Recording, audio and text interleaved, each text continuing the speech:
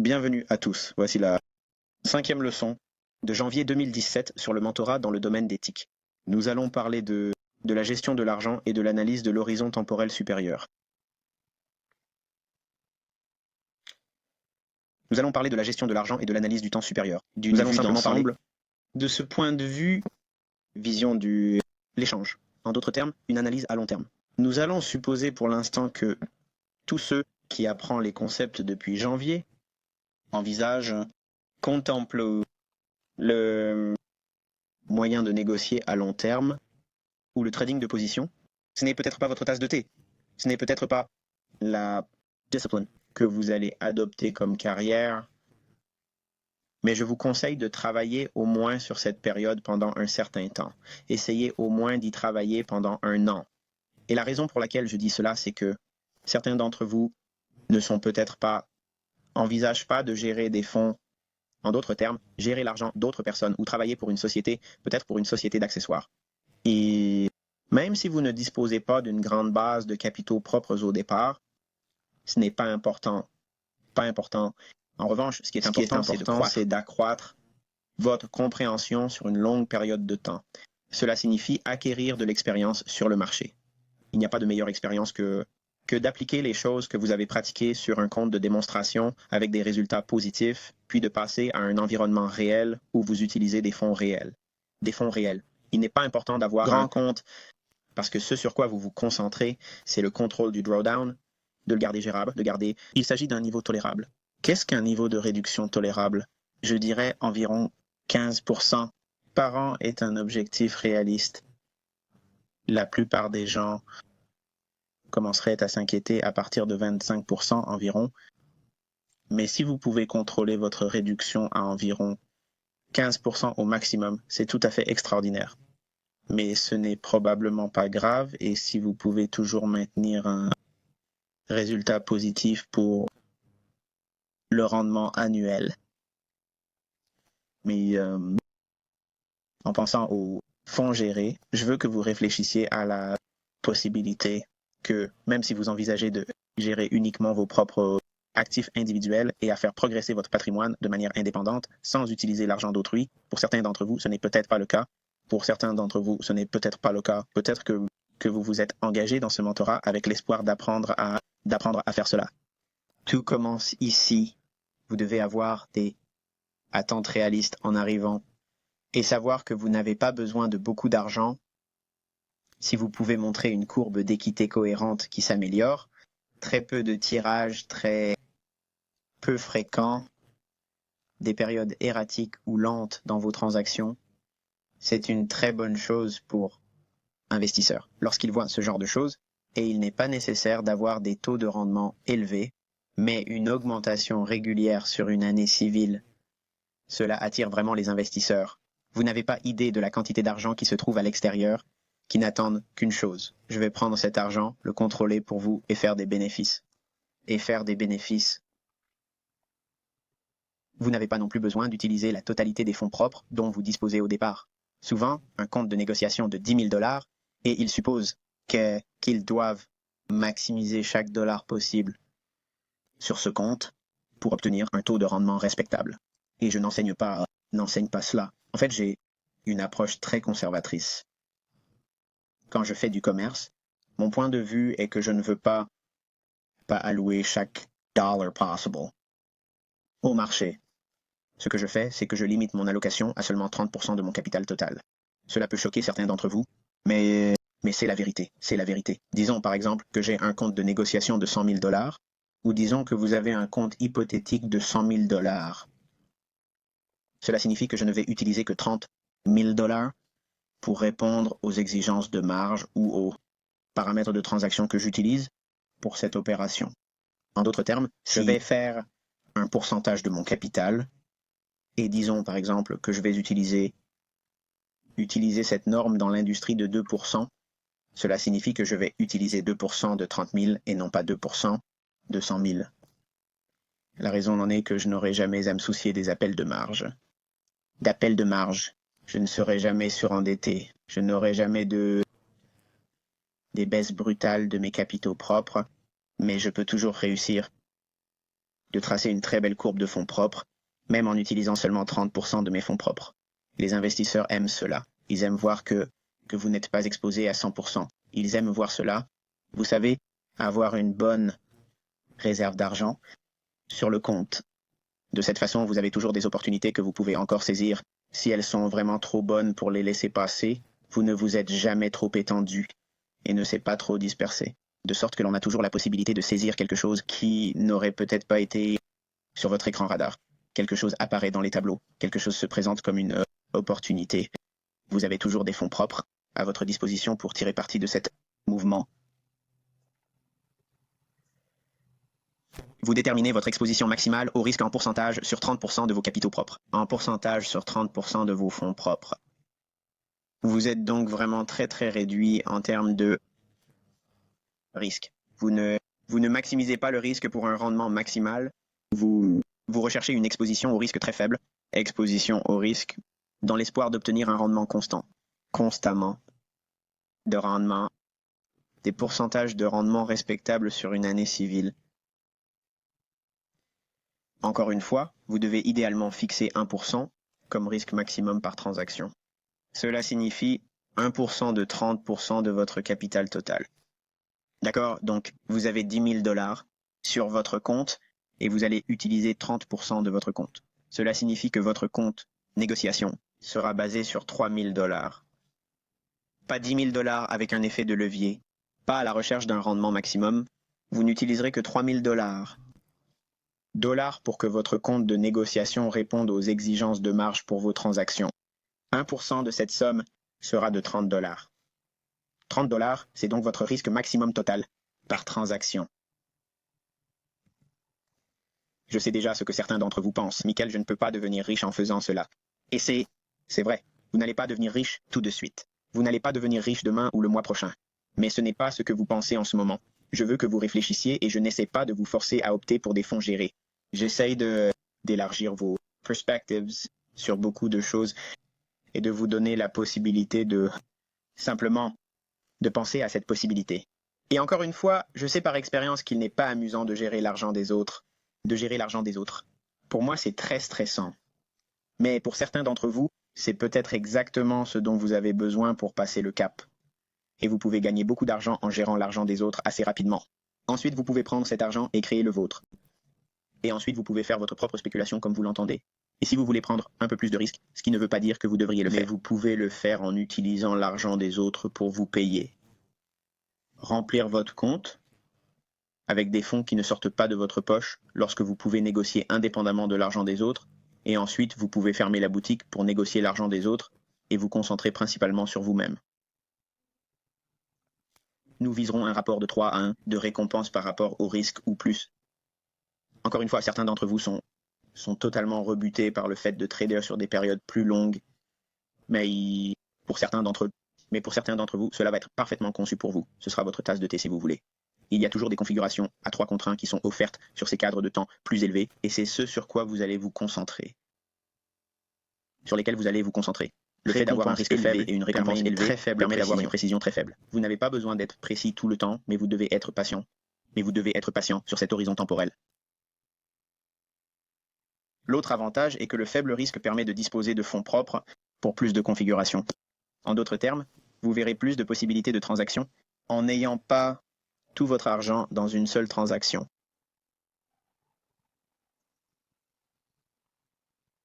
D'accord, attente.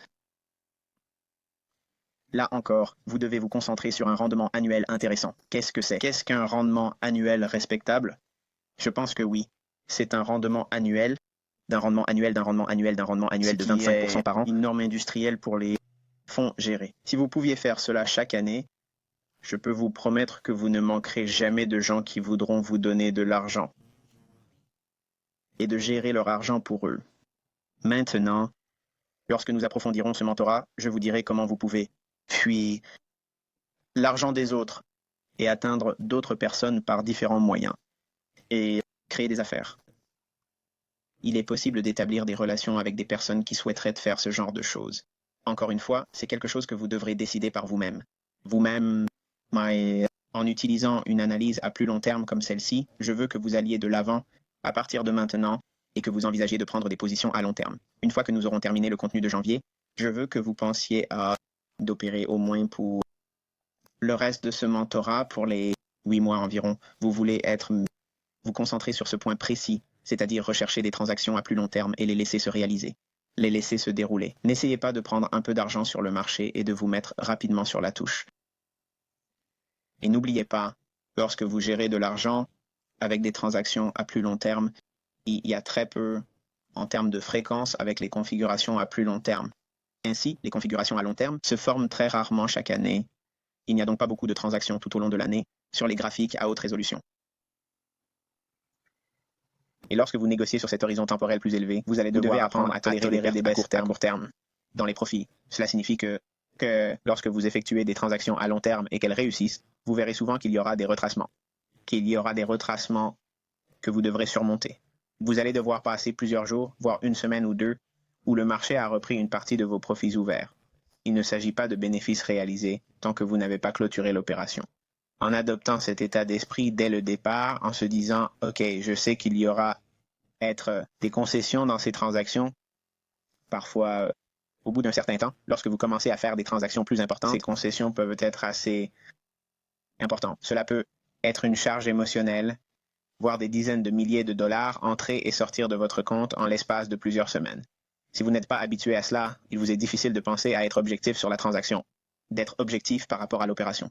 C'est la raison pour laquelle je parle également de n'utiliser que 30% de vos capitaux propres, car je sais que certains d'entre vous ne sont pas satisfaits. Je me suis probablement moqué et j'ai dit qu'il n'y avait aucune chance que je fasse cela. Mais en allouant seulement 30% de votre compte à des opérations à long terme, à des transactions à long terme, cela vous donne de l'équité et de la marge pour effectuer des transactions à court terme. Ainsi, bien que nous ne puissions pas, aux États-Unis, effectuer des opérations de couverture, en d'autres termes, des opérations à court terme, en d'autres termes, nous ne pouvons pas faire de transactions à nos transactions. Nous pouvons négocier des marchés qui sont étroitement corrélés ou inversement corrélés avec les positions à long terme que nous détenons. Je vais vous donner un exemple. Par exemple, si nous regardons le dollar, le yen japonais.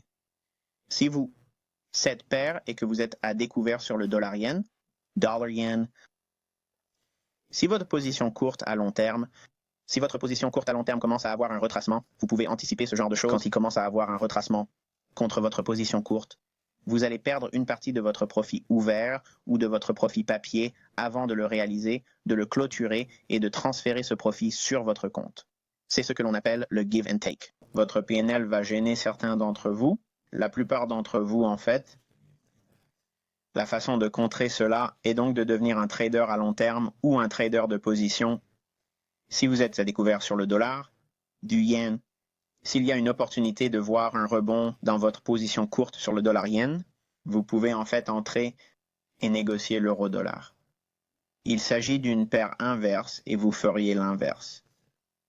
Si vous constatez un retracement sur le dollar yen, vous pouvez négocier l'inverse sur l'euro-dollar. Ainsi, si vous obtenez un retracement plus élevé sur une position courte sur le dollar yen, vous pouvez en fait prendre une position courte sur l'euro-dollar ou peut-être la livre sterling et capitaliser un peu plus d'argent sur le marché alors que votre position à long terme est en quelque sorte en retrait et que vous restituez des bénéfices. Vous pouvez en fait vous couvrir en négociant d'autres paires qui sont inversement liées. C'est donc une façon de battre la règle de couverture nord-américaine, mais il suffit de comprendre l'analyse intermarché que nous avons abordée dans les leçons précédentes. Il faut donc comprendre qu'il y aura des concessions mutuelles. Vous devez avoir cela à l'esprit en vous disant « D'accord, soit je vais négocier à court terme ou des transactions à court terme pour me permettre de compenser la baisse des profits ouverts sur mes transactions à long terme. Puis, lorsque ce retracement prend forme et s'achève, l'achèvement, quand votre transaction à long terme commence à reprendre, vous êtes de retour et vous avez gagné plus d'argent. Une fois que vous êtes revenu à ce ancien haut de l'action, dans votre position à long terme, vous êtes donc en mesure de gagner continuellement plus d'argent et de couvrir les périodes de baisse des profits ouverts sur vos transactions à long terme. Les ordres stop-loss ne sont pas une mesure de la capacité. Il est évident que la plupart d'entre nous dans ce mentorat sont principalement des hommes, et les hommes ont tendance à sortir le bâton de mesure et de voir comment ils se mesurent à leurs voisins ou à vous. Vous, Les ordres stop loss, pour quelque raison que ce soit, ont, au cours des âges de l'analyse technique, c'est devenu un moyen de savoir si l'on est bon. Si vous pouvez trader avec un stop loss de 10 pips, vous devez faire partie de l'élite. Cela n'a rien à voir avec le trading à long terme. Le trading à long terme, vous ne limitez pas votre idée ou votre opportunité de transaction sur la base d'un nombre déterminé de pips. Comme pour le trading intraday, j'aime avoir environ 35 pips maximum, c'est un nombre sûr pour moi. C'est un nombre sûr pour moi. 30 pips est une règle générale, mais environ 35 pips, c'est à peu près le numéro 1 pour moi. Car en général, s'il s'agit d'une moyenne ADR de 100, Daily Range Average ADR, ce qui ne veut pas dire que tout le monde l'est ou qu'elle se maintient à 100. Moyenne, mais un tiers de cette moyenne serait 33%, donc je l'arrondis à 35 pips et cela me donne un très bon chiffre rond à utiliser. Mais vous pouvez utiliser ce que j'ai toujours dit auparavant, environ 30 pips.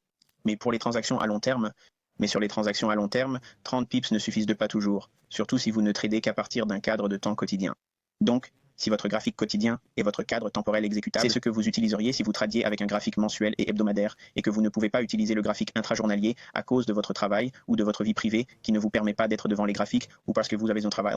Je veux dire, regardons les choses en face, certains d'entre vous ici ont un travail et il n'y a rien de mal à cela. Je viens d'un monde où je devais aussi aller travailler, mais vous devez comprendre que vos arrêts doivent être proportionnels à la durée de votre séjour, proportionnels à l'horizon temporel dans lequel vous négociez. Ce qui nous amène au point suivant. Vous savez, quand vous tradez une position qui a une configuration qui nécessite un stop loss de 200 pips, cela signifie que vous risquez 200 pips. C'est ahurissant. Il est hors de question que vous vous permettiez vous permettre de risquer 200 pips de mouvements de prix contre vous parce que vous êtes tellement habitué à regarder les échelles de temps inférieurs. Mais ce n'est pas parce qu'il s'agit d'un stop loss de 200 pips sur une configuration sur une échelle de temps journalière. Supposons un instant que vous visiez un gain de 600 pips. Il s'agit toujours d'un ratio récompense-risque de 3 pour 1, risque de 3 pour 1. Il n'y a rien de mal à cela. Vous vous équipez toujours de la même manière que vous le feriez pour être en ligne avec un objectif très bas en termes de taux de victoire. Vous pouvez toujours obtenir de très bons résultats avec ce rapport. Il s'agit évidemment d'un minimum. Il est donc préférable de rechercher des niveaux plus élevés de ratio récompense-risque sur ces graphiques à plus long terme. D'accord. Et il y a une autre chose à laquelle vous devez penser lorsque vous gérez votre argent, en négociant avec ces périodes de temps plus élevées, c'est résister à l'impulsion de déplacer votre stop loss pour atteindre le seuil de rentabilité ou même réduire le risque. Dans le cas d'une position à long terme sur un horizon temporel beaucoup plus élevé, vous devrez le faire. Supprimez ce désir de réduire le risque immédiatement. La négociation de position exige beaucoup de patience. Malheureusement, la plupart d'entre vous n'ont aucun moyen de la former. Soit vous l'avez, soit vous la développez à la sueur de votre front sur une longue période. Cela ne se fait pas du jour au lendemain. C'est pourquoi, si vous n'avez pas beaucoup de temps pour développer la patience, le trading de position n'est probablement pas fait pour vous. D'accord? Et c'est une de ces choses avec lesquelles vous allez devoir vivre. Si vous avez besoin d'être un peu plus présent sur les marchés et que vous négociez sur des périodes plus courtes, vous pouvez évidemment déplacer votre stop loss plus tôt pour atteindre le seuil de rentabilité et bloquer les profits sur ces périodes plus courtes. Les échéances plus élevées, oubliez cela car vous voulez attendre que le marché se déplace d'un nombre significatif de pips avant d'envisager de déplacer le stop loss à partir du point initial auquel vous l'opération. Et vous allez devoir apprendre à sortir sur des cibles logiques et à chercher à rentrer à un moment ultérieur. Nous pouvons prendre des positions à des zones de résistance logique lorsque nous sommes dans une tendance à long terme et au lieu de subir une mesure sur notre compte de résultats, ce que nous ferions serait en fait sortir de la position ou peut-être une partie de la position et nous en parlerons lorsque nous aborderons la gestion des transactions. Nous allons en fait nous pencher sur les spécificités. Cet enseignement ici est juste de vous faire réfléchir à certaines des choses qui vont vous affecter en tant que trader à long terme. Mais vous savez, si vous envisagez un trade à long terme et que vous êtes haussier sur par exemple le dollar-yen et que vous arrivez à un niveau où vous pouvez raisonnablement et avec une forte probabilité vous attendre à une résistance ou à un retracement, vous pouvez retirer une partie de votre position. Vous pouvez retirer la moitié de votre position. Vous pouvez retirer les 3/4 de votre position. Un tiers de votre position. Vous savez, un quart de votre position et laissez cela sur votre compte comme un profit.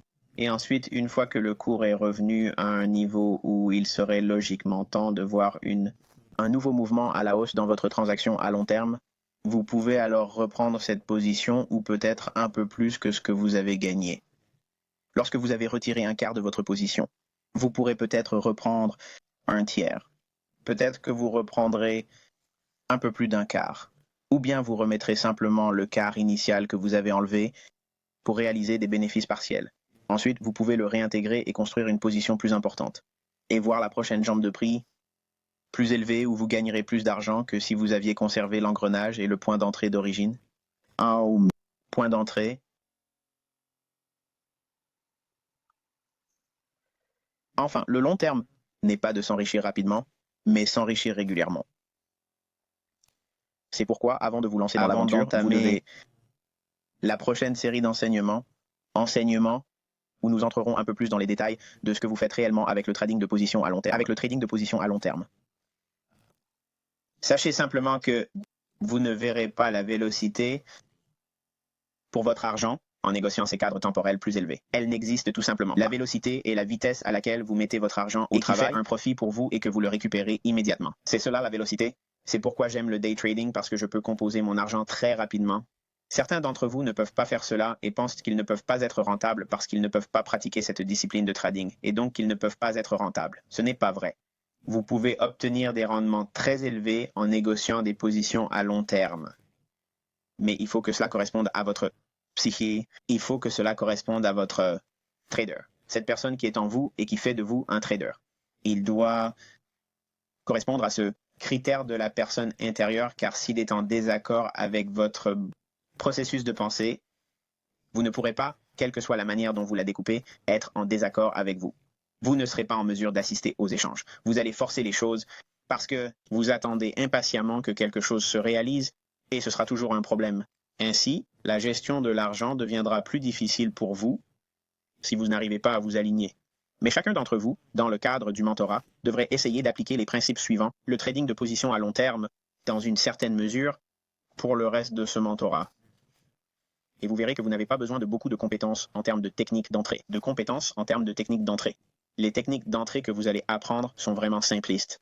Et certains d'entre vous vont probablement l'utiliser beaucoup plus souvent que moi si j'étais en position de trading à long terme. Mais pour le trading de position à long terme, c'est le style d'entrée que j'utilise. Et lorsque nous aborderons les techniques et les concepts d'entrée, vous les apprendrez à ce moment-là.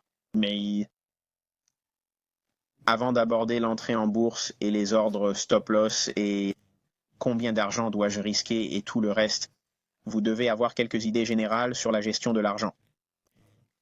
Et c'était le point central de cet enseignement. Parce que je veux que vous ayez l'état d'esprit suivant. Oui, vous gérez de l'argent. Non, il n'y aura pas beaucoup de transactions. Cela ne vous permettra pas de faire fructifier ce compte rapidement. C'est une question de bon sens, mais certains d'entre vous sont tellement nouveaux et vous êtes naïfs au fait que ces échéances nécessitent beaucoup de temps et qu'en ayant cette soumission au temps, cela vous permettra, premièrement, d'améliorer votre analyse globale parce que ce que vous voyez sur ces échelles de temps plus élevées, c'est ce qui dirige les mouvements des échelles de temps inférieures. Mais votre objectif, si vous voulez être un trader de fonds géré et que vous négociez l'argent des autres, OPM comme ils l'appellent, l'argent des autres, cette carrière est très lucrative. Surtout si vous êtes cohérent avec votre taux de rendement et si vous pouvez tirer régulièrement 20% ou 25% chaque année et vous n'effectuez qu'une poignée de transactions. Pensez-y. Nous avons déjà mentionné qu'il y a très peu de transactions qui se font sur ce cadre temporel plus élevé. Donc si vous avez tous les 3 mois, il y a une transaction potentielle qui pourrait théoriquement se former tous les 3 mois. Mais ce n'est pas comme ça que ça marche. Je chercherais personnellement 2, et si j'ai de la chance, 3 bonnes positions par an. Cela signifie que de janvier à fin décembre, vous allez probablement voir 2 positions à long terme très simples et faciles à trouver.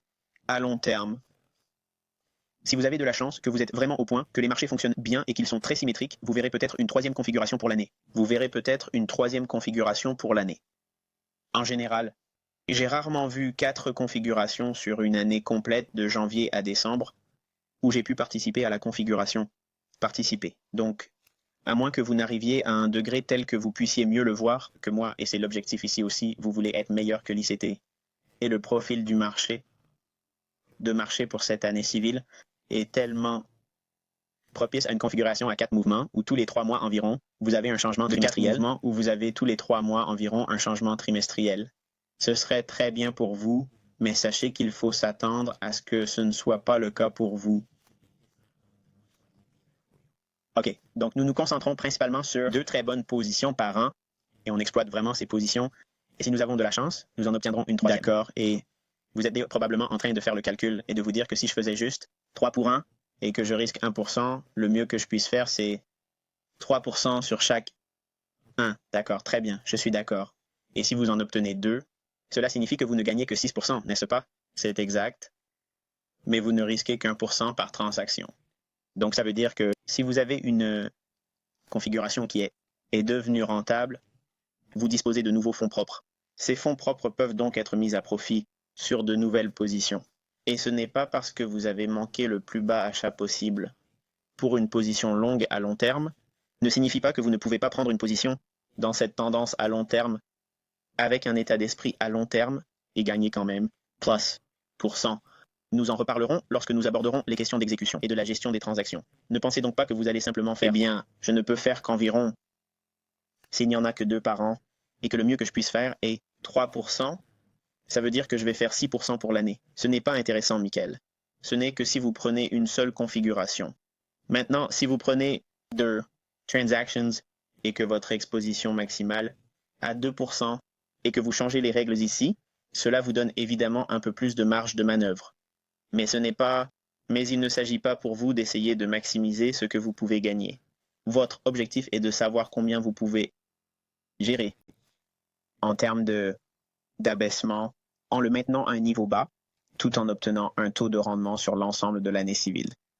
Tel est l'objectif. C'est le travail à faire pour le reste de ce mentorat. Vous voulez avoir au moins une opération à long terme que vous avez pu exécuter et la conserver pendant une longue période, au moins 3 mois. Si vous y parvenez, vous aurez ce que je crois personnellement qu'il faut pour le mettre en œuvre et réaliser des bénéfices sur une année civile entière. Maintenant, si vous allez gérer l'argent des autres, d'accord, et vous avez amélioré votre trading, vous comprenez ce que vous faites et que vous risquez 2% de 30% du capital total. Si vous gagnez 2%, votre risque maximum total par opération et que vous avez plusieurs opportunités tout au long de l'année où vous pouvez prendre position, vous pouvez alors effectuer des opérations à court terme ou le swing trade. Les périodes d'amortissement, vous pouvez les maximiser. Il est très facile d'atteindre cet objectif. L'équipe au taux de rendement en pourcentage sur les fonds propres pour l'année. Vous ne ferez pas beaucoup de transactions. Vous ne serez pas obligé d'être sur le marché chaque jour de négociation. Vous serez en fait très, très libre de votre temps personnel. C'est la raison pour laquelle les grands gestionnaires de fonds sont toujours en vacances. Ils le font toujours parce qu'ils ne négocient pas tous les jours. L'idée est de faire travailler l'argent des autres pour vous, mais sous l'apparence que vous leur faites une faveur. Mais en réalité, vous essayez d'en faire le moins possible parce que plus vous faites de transactions avec l'argent des autres, plus vous les exposez au risque. Lorsque vous exposez un client au risque suffisamment de fois, ce risque finit par pousser des dents et vous mordre. Vous allez le ressentir émotionnellement, psychologiquement et financièrement. Le client va le ressentir monétairement, et ils seront en colère, ils seront contrariés, surtout si cette baisse se poursuit pendant une longue période. Ils rongent et érodent leur capital de base lorsqu'ils vous l'ont alloué, vous l'ont attribué. Par conséquent, si vous pouvez maintenir une fréquence faible et vous concentrer sur des configurations potentielles à très forte probabilité et maintenir le risque à un niveau faible et obtenir ce taux de rendement de 18 à 20% par an, les gens s'acharneront sur vous, vous jetteront de l'argent frais. Et comme vous avez des frais de gestion, tous les pourcentages que vous établissez et mettez en place lorsque vous rédigez votre prospectus et que vous vous asseyez avec vos clients, toutes ces choses sont en votre faveur. Le client gagnerait aussi de l'argent, évidemment, mais vous ne travaillez pas trop dur pour obtenir cet argent pour lui. Par conséquent, comme il s'agit d'une somme importante, il est souhaitable que le compte soit commun et que d'autres personnes y déposent de l'argent, et pas seulement vous et un seul client. Vous voulez travailler avec un niveau de fonds qui a la capacité d'apporter l'argent d'autres personnes. Et lorsque vous faites cela, cela permet de construire une base de capitaux propres beaucoup plus importante. Ainsi, si vous obtenez un taux de rendement de 25% sur, disons, 10 millions de dollars, on parle maintenant de quelque chose un peu plus important. Et si vous avez en plus des frais de gestion de 2%, vous obtenez 2% de frais de gestion. Vous recevez 2% de frais de gestion indépendamment de ce que vous gagnez. Ensuite, vous recevez une prime de performance que vous définissez. Tout cela va dans votre poche. Alors oui, dans votre esprit, vous vous dites probablement que vous allez pousser les choses jusqu'à la limite et obtenir une meilleure incitation à la performance en termes de rémunération. Mais ce n'est pas ce que vous devriez viser. Vous devriez adopter une approche constante en ne visant que les fruits faciles à cueillir. Les clients vous adoreront. Ils parleront de leur gestionnaire de fonds, vous, chaque fois qu'ils sortiront. Ils vous demanderont tous « Qui est-ce ? Pouvez-vous lui parler pour moi ?» Et les nouveaux fonds trouveront toujours leur chemin vers vous. Donc votre compte que vous gérez se développerait continuellement, permettant à de nouveaux fonds d'entrer et qui, par défaut, continuent à pousser votre salaire chaque fois que cela se produit, votre salaire augmente. Il ne s'agit donc pas de savoir combien d'argent vous avez en ce moment, c'est la façon dont vous pouvez gérer l'argent dès maintenant et à l'avenir. Et l'objectif n'est pas de voir beaucoup de baisses. Les baisses se produisent par le biais de beaucoup d'actions, parce que quoi qu'il en soit, c'est un jeu de chiffres. Vous pouvez être bon toute la journée, d'accord? Mais si vous jouez le jeu suffisamment, si vous vous présentez à la batte suffisamment de fois, vous allez faire un strikeout. Lorsque vous gérez l'argent d'autrui, vous n'avez pas envie d'avoir une période de grève longue et interminable. Ce n'est pas ce que vous voulez. Ils veulent voir cohérence. Et si vous êtes constamment peu fréquent avec l'exposition au risque, mais que vous montrez un taux de rendement qui est beau sur l'année civile, ils vous aimeront. Et l'amour sous forme de fonds gérés, c'est ça.